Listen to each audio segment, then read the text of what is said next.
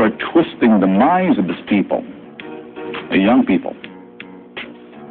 It's okay kung sasabihin niya sa may mga edad na at alam na ang kanilang ginagawa sa buhay. Pero do not try to lure the students sa mga perang pakita-kita ninyo ganun bulto-bulto. Try nyo na ulit. Hindi namin kini-question itong commercial na to, pero sa nakikita ko na lang, yung mga check-in yan. It's always easy money, quick money, do it fast, pull a fast one. Ganun ba? And then, meron pa, okay lang, walang problema sa pagpapakita ng cheque, basta't malinis. Ayan, yan, yung mga pera na yan, walang problema dyan. Kung magbenta kayo ng mga pataba o pagkain ng baboy, may feeds eh. Isa ba yun?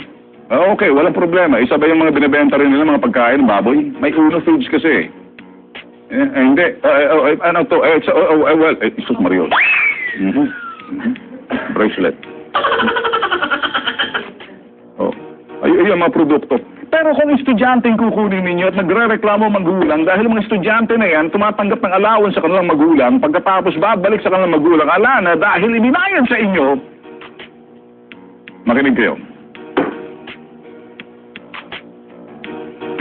Ang tawag niyan ay pananamantala.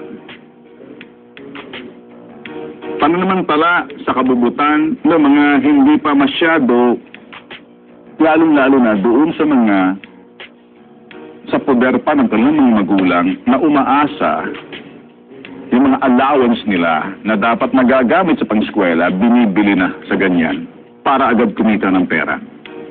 Siguro mas maganda doon sa inyo sa uno na pumunta kayo sa aming tanggapan, sabihin nyo nga or mali yung aming sinasabi rito. Hindi naman kami nagsasalita kung wala namang reklamo laban sa inyo eh.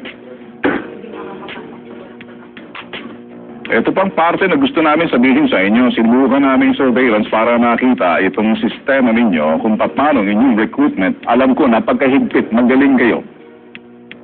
So, nagpanggap, nag-ano kami ng mga undercover na bata para pumasok sa loob ng inyong tanggapan, thinking na makakapasok, kinakailangan daw muna kung sinong downline or upline dyan na para makapasok ka. Kasi, we were trying to